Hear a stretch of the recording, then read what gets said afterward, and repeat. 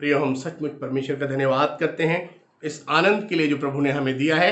और आज के मनन के लिए हम परमेश्वर के पाक कलाम से निकालेंगे। आज का पाक कलाम हमें क्या बताता है और वह हम मनन करेंगे। यहाँ लिखा है प्रभु के वचन में, हम देखेंगे, आप मेरे साथ निकालें मत्ती रचित सुसमाचार उसका 26 अध्याय उसके 47 से 49 पदों में यहाँ इस प्रकार से लिखा है।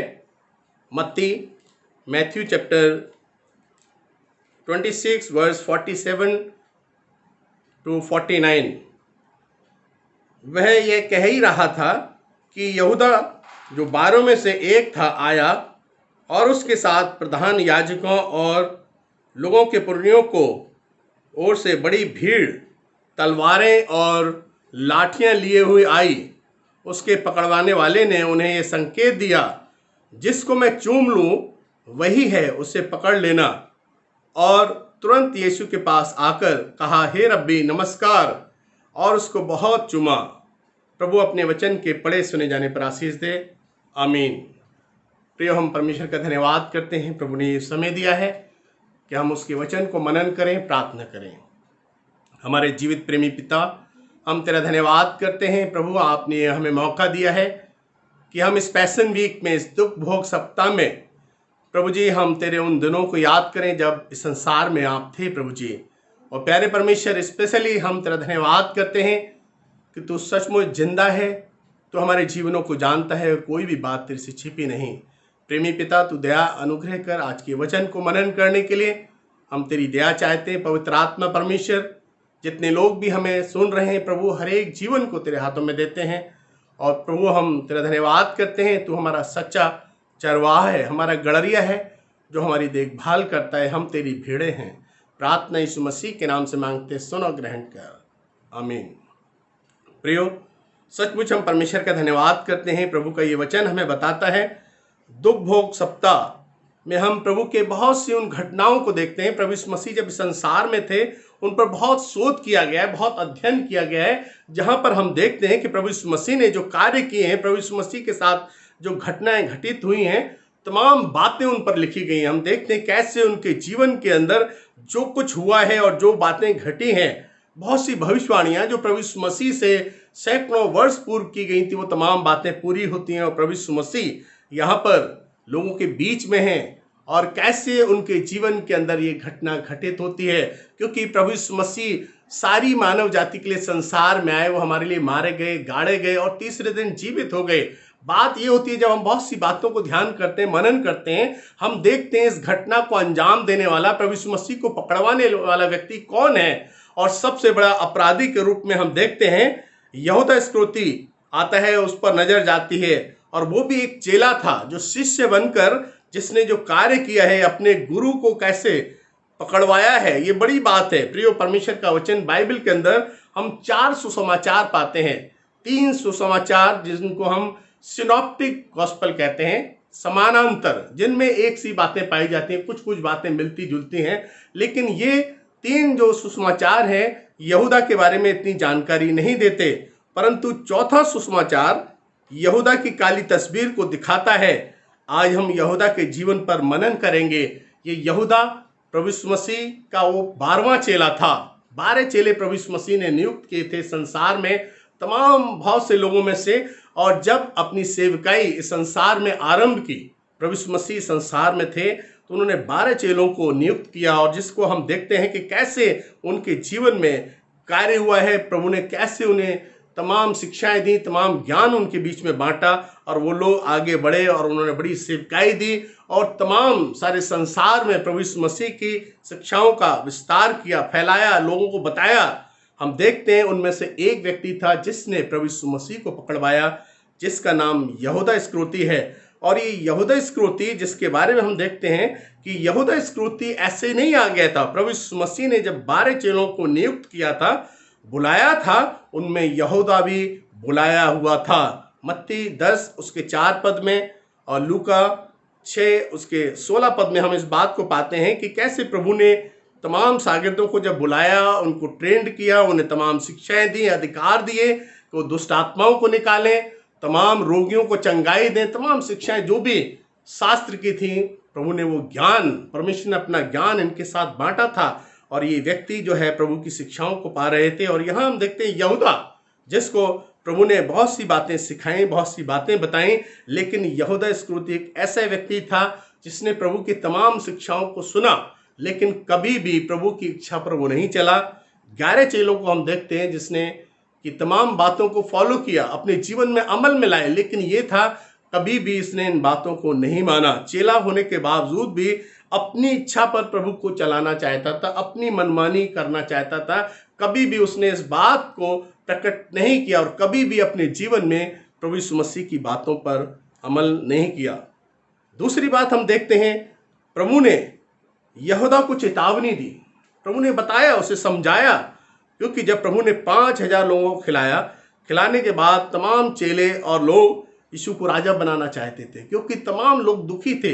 वो चाहते थे कोई ऐसा व्यक्ति राजा बने जो उनको दुखों को सुन सके, उनकी बात जो है कह सके। और यहाँ पर हम देखते हैं कि प्रभु यीशु मसीह को जब राजा बनाना चाहते थे, प्रभु ने मना कर दिया कि मुझे राजा नहीं बनना है, क्योंकि वो जो है सांसारिक बातों के लिए नहीं आया था, लोग उसे दूसरे रूप में देख रहे थे।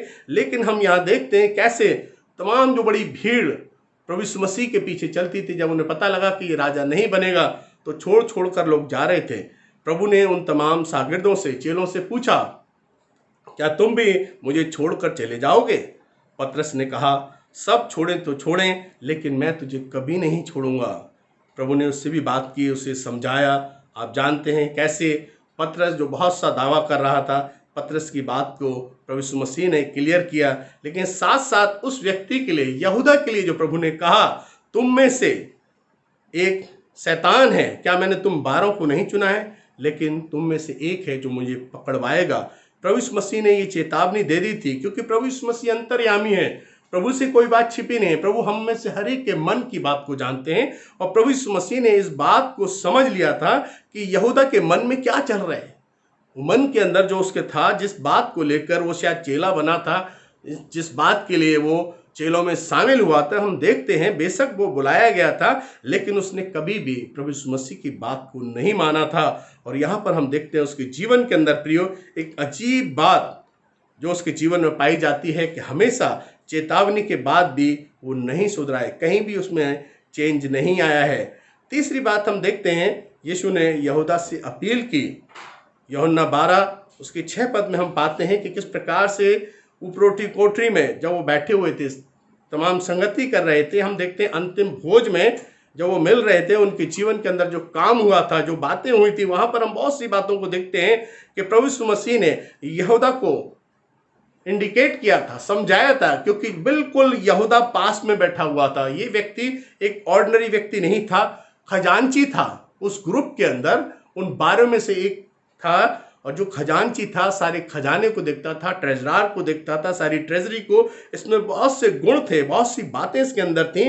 प्रभु यीशु मसीह ने तमाम उन बातों को देखा। जब ये उसके भोजन की थाली में हाथ डाल रहा था, प्रभु ने देखा और उन्होंने कहा तुम में से एक है जो मुझे पकड़वाएगा। और इसने प्रभु यीशु मसीह की ओर देखा, और देखने के बाद वहां से उठता है और धीरे से बाहर की तरफ जाता है। चेलों ने सोचा तो हो सकता है कुछ इंतजाम कर रहा हो, क्योंकि फसह का पर्व था, फसह के पर्व की तैयारी चल रही थी यरूशलेम में, और वहां पर ये उपरोटी कोठरी में एक साथ मिल रहे थे। अंतिम भोज प्रभु यीशु मसीह ने अपने शागिर्दों के साथ कर रहे थे।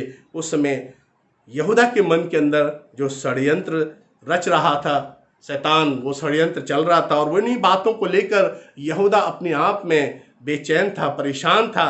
लेकिन प्रभु इन बातों को जान रहा था, तमाम बातें प्रभु ने बताई, लेकिन हम देखते हैं कहीं भी उसने उन बातों पर गौर नहीं किया, बल्कि अपना ही रास्ता लिया, अपने तरीके से चलता रहा। यहूदी अधिकारियों को प्रभु यीशु मसीह चाहिए था, लेकिन बिना बलवा हुए, क्योंकि बहुत भीड़ थी जो प्रभु यीशु मसीह का सम्मान करती थी। बहुत से लोग थे जो प्रभु यीशु मसीह का आदर सम्मान करते थे, और वो नहीं चाहते थे कि कोई ऐसी बात हो। इसलिए यहूदी अधिकारियों ने, तमाम जो मंदिर के अंदर पाए जाने वाले अधिकारी, धार्मिक अधिकारी, उनके जीवन में हम देखते हैं वो प्रभु को पकड़वाना चाहते थे, लेकिन वो बलवा भी नहीं चाहते थे। मत्ती रचित सुसमाचार 26 अध्याय उसके 14 से 16 पद में, लूका रचित सुसमाचार उसके 22 के 3 से 6 पद में हम देखते हैं कि कैसे यहूदा एक प्लानिंग कर रहा था, यहूदा पकड़वाने की कोशिश से कर रहा था। और वहां पर हम प्रभु यीशु मसीह के जीवन में एक अलग ही बात देखते हैं। यरूशलेम में मैदानी जगह कम थी, क्योंकि आप जानते हैं कि ये शहर जो है पहाड़ पर बसा हुआ था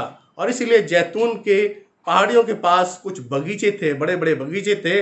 और प्रभु यीशु मसीह के एक मित्र का बगीचा गतसमनी बाग में था। ये गतसमनी बगीचा प्रभु यीशु मसीह के एक मित्र का था, जहाँ पर प्रभु हमेशा जाते थे, प्रार्थना करते थे, समय बिताते थे।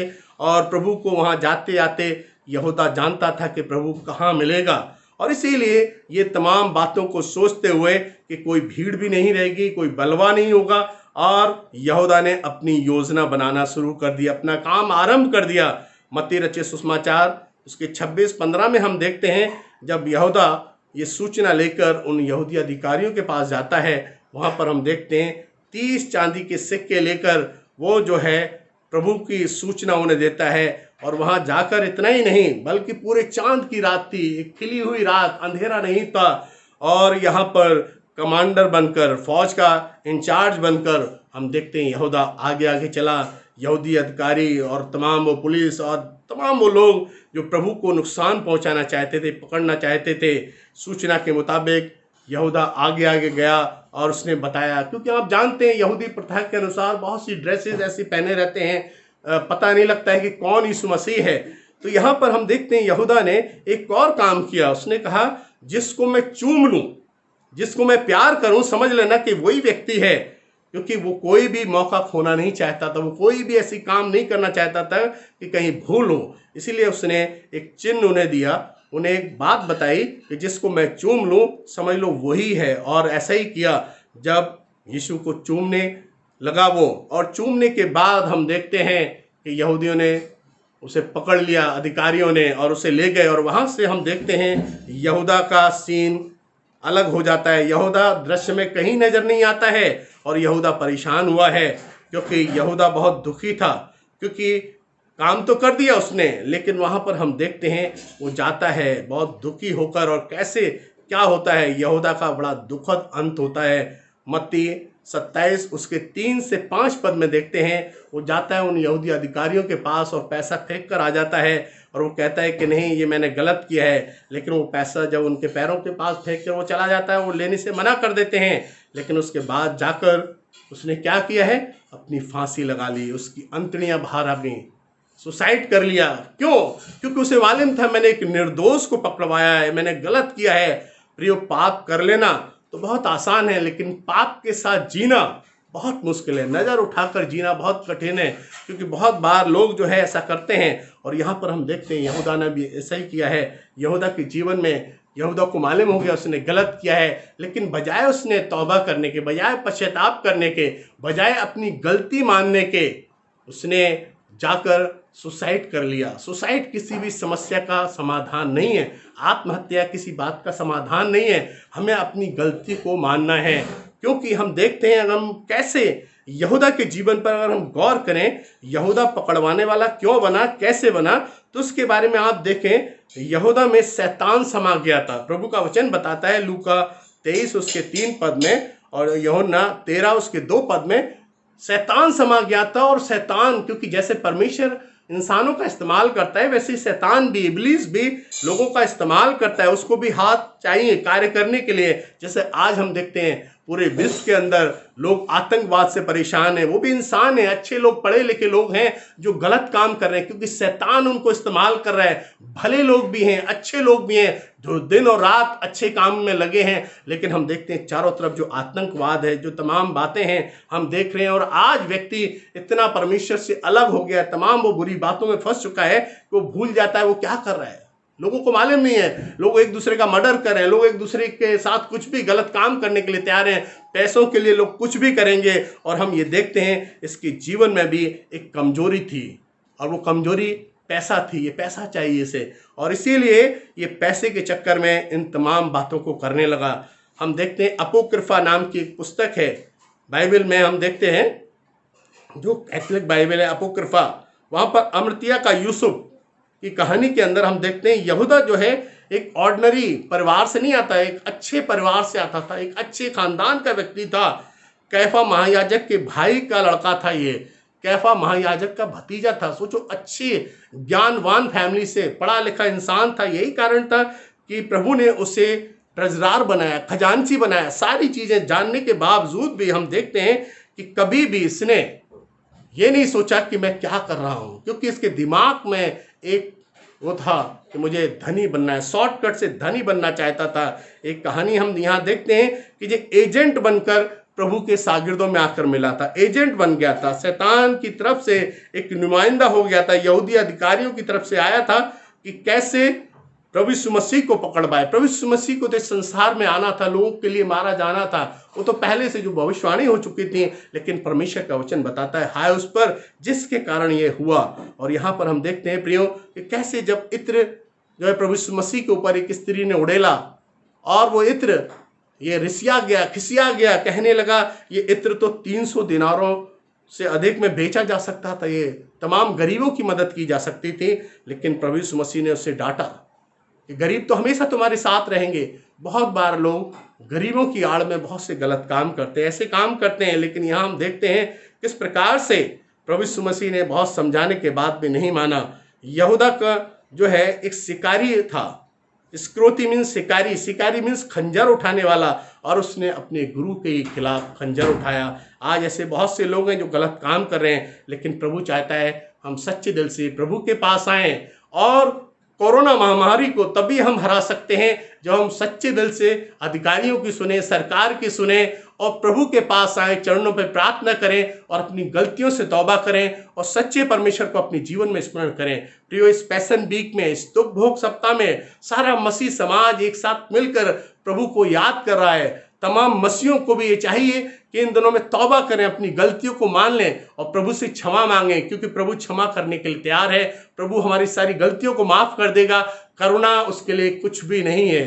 कोरोना वायरस जो है एक मात्र छोटी सी चीज है, लेकिन प्रभु सब कुछ कर सकता है। हमें आवश्यकता है एक साथ मिलकर हम सारे देशवासी प्रभु यीशु मसीह से प्रार्थना करें। प्रभु यीशु मसीह है जो हमें इससे निजात दिला सकते हैं। आइए हम प्रार्थना करें। प्रेमी पिता, हम तेरा धन्यवाद करते हैं तेरे जीवित वचन के लिए। हम सब मिलकर प्रभु इस कोरोना वायरस को तेरे हाथों में देते हैं और चाहते हैं इस महामारी से हमें बचाएं। प्रभु हमारे देश को, हमारे शहर को बचाएं, जिससे कि सारे क्षेत्र में अमन और चैन हो सके। प्रार्थना यीशु के नाम से मांगते, सुनो ग्रहण कर, आमीन। जय मसीह की।